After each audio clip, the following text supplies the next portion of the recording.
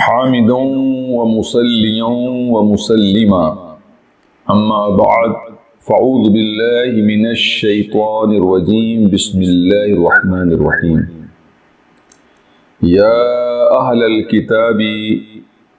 قد جاءكم رسولنا يبين لكم كثيرا مما كنتم تخفون من الكتاب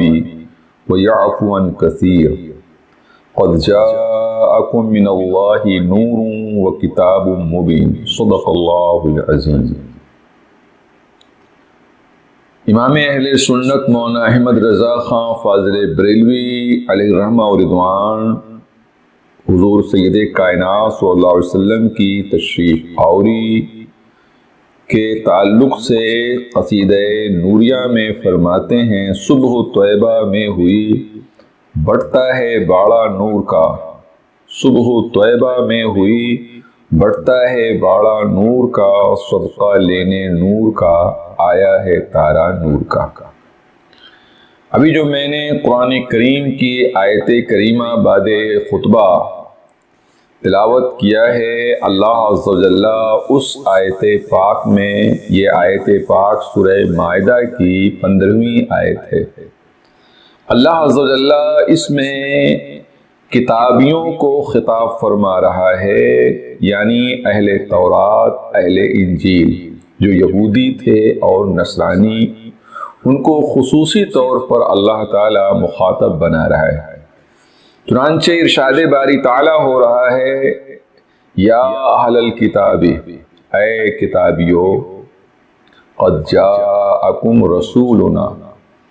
تحقیق کی تمہارے پاس ہمارے رسول تشریف لائے، یبین لکم کثیرا مما کنتم تخفون من الکتاب، کتاب تورات اور انجیل کی جن باتوں کو تم لوگ چھپاتے تھے، ان میں سے بہت سی باتیں جو تم نے چھپا رکھا تھا، ہمارا رسول بہت سی باتوں کو تم سے بیان کر دیتا ہے، وَيَعْفُو عَنْ كَثِيرٍ، اور کچھ کو معاف کر دیتا ہے۔ قَدْ جَاءَكُم مِّنَ اللَّهِ نُورٌ وَكِتَابٌ مُّبِينٌ، تحقیق کی اللہ کی طرف سے ایک نور آیا اور روشن کتاب آئی۔ تو اس آیت پاک میں اللہ تعالیٰ نے خطاب یہودیوں کو کیا، اور یہودیوں کو اللہ تعالیٰ نے بتایا کہ جس آخری پیغمبر کے لیے تمام انبیاء و مرسلین نے بشارتیں دیا تھا اور ان کی آمد کا ڈنکا بجایا تھا کہ سب سے آخر میں آخری نبی پیغمبر آخر الزماں خاتم المرسلین جلوہ فرما ہوں گے، وہ ہمارا رسول آ گیا ہے۔ اور تم نے عوام کو بہت بیوقوف بنایا کہ تورات اور انجیل اور زبور کے بہت سے احکام کو تم لوگوں نے چھپایا، اور من مانی تم نے اس میں تحریف کیا کہ غریب بیچارہ اگر کوئی جرم کیا تم نے اس کو سزا دیا، اور مالداروں نے کوئی بڑا سے بڑا جرم کیا تو تم نے اس کے احکام تورات اور انجیل سے بدل کر کچھ اور بتائے۔ اب تمہاری یہ فریب کاری اور دغا بازی اور دجل بازی اب نہیں چلے گی، اس لیے کہ ہمارا رسول آ گیا ہے، اور ہمارا رسول جو آیا ہے تمہارے پاس وہ تم سے وہ ساری باتیں بتا دے گا کہ جو تورات میں تم لوگوں نے چھپا رکھا تھا، انجیل میں تم لوگوں نے چھپا دیا تھا۔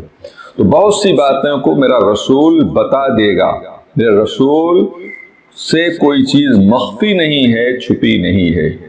جن باتوں کو بیان کرنے میں حکمت ہوگی میرا رسول اس کو بیان کرے گا،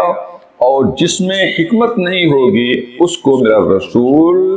جو ہے بیان نہیں کرے گا، معاف کر دے گا۔ اب ایک سوال پیدا ہوتا ہے کہ حضور سید کائنات صلی اللہ علیہ وسلم نے تورات کب پڑھا، انجیل کب پڑھا، زبور کب پڑھا؟ جو زبور اور انجیل اور جو ہے تورات کی باتوں کو بتائیں گے۔ یاد رہے کہ حضور سید کائنات صلی اللہ علیہ وسلم کو اللہ نے سب کچھ بتا دیا۔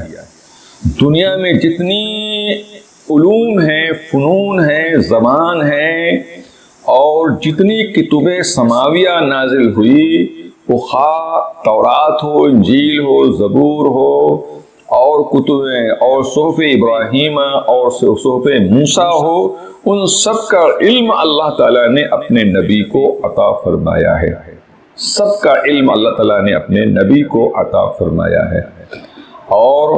اللہ تعالیٰ خود قرآن کریم میں فرماتا ہے وَعَلَّمَكَ مَا لَمْ تَكُنْ تَعْلَمْ، اے نبی جو کچھ تم نہیں جانتے تھے اللہ نے تمہیں سب کچھ بتا دیا۔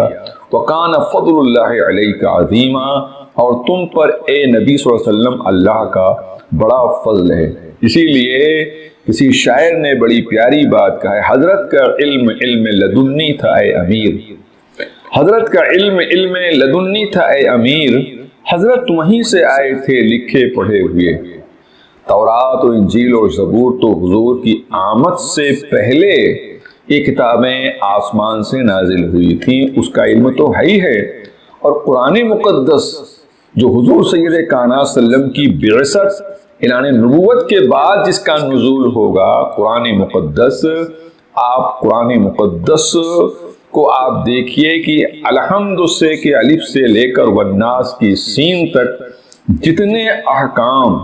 اور جتنے اوامر و نواہی قرآن میں بیان ہوئے ہیں،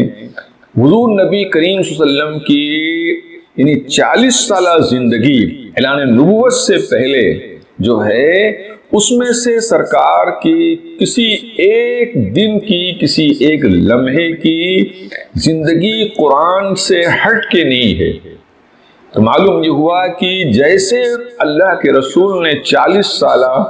اپنی زندگی پیش کیا ہے، قرآن کا نزول بھی ویسے ہوا۔ بلفظ دیگر یہ کہا جا سکتا ہے کہ پہلے عملی قرآن حضور کی زندگی اس کائنات میں جلوہ گر ہوئی، اور پھر جو ہے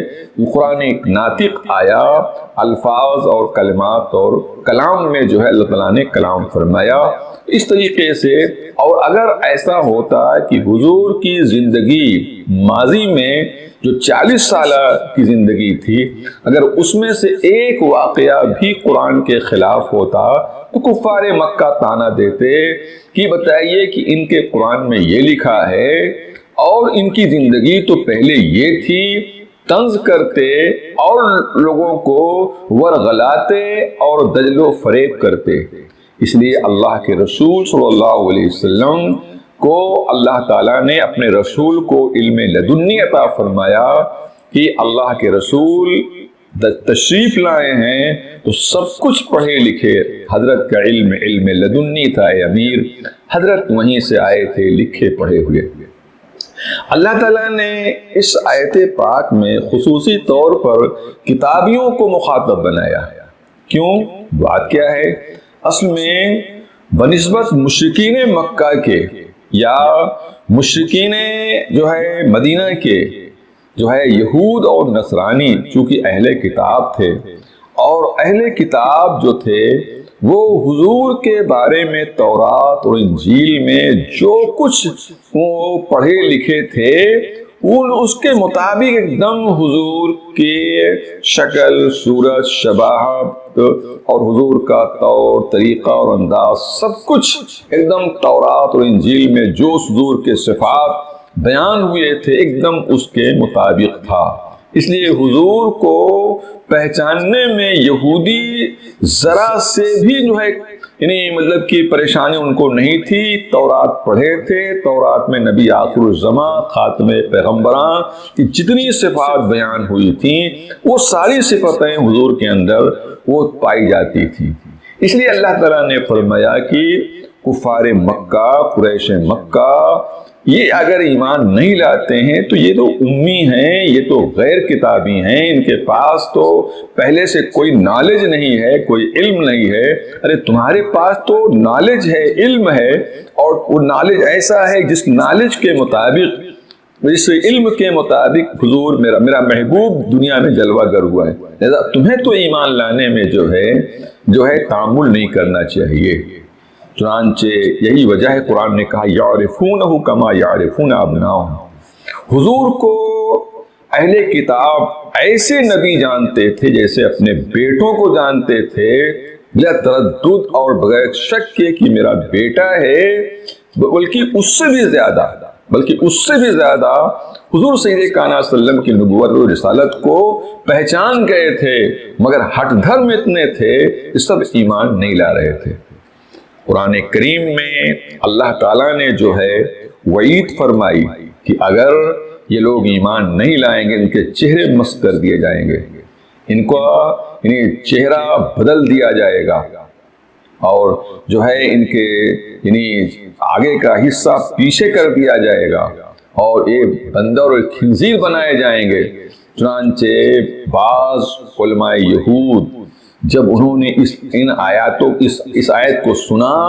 تو وہ ڈرتے ہوئے حضور کی بارگاہ میں فوراً پیش ہو گئے اور فوراً جو ہے ایمان لانے کے لیے بےتاب ہو گئے، کہیں ایسا نہ ہو کہ ایمان نہ لاؤں اور کہیں ہمارے چہرے مسخ نہ کر دیے جائیں اور ہم پر اللہ کی لعنت نازل نہ ہو جائے، کہیں موت نہ آ جائے اور اسی حالت میں ہم دنیا سے چلے جائیں۔ چنانچہ حضرت عبداللہ بن سلام جو بہت بڑے یہودیوں کے عالم تھے، وہ حضور سید کائنات صلی اللہ علیہ وسلم کے پاس آئے اور حضور سے کچھ امتحاناً کچھ باتیں کیا، تو جتنا سوال انہوں نے کیا سب کا حضور نے پرفیکٹ جواب دیا، اور حضور سید کائنات صلی اللہ علیہ وسلم نے خطاب اس وقت فرمایا تھا، اور 4 بول جو ہے سرکار اس میں خطاب میں بہت ہی اہم امپورٹنٹ بیان فرمائے تھے۔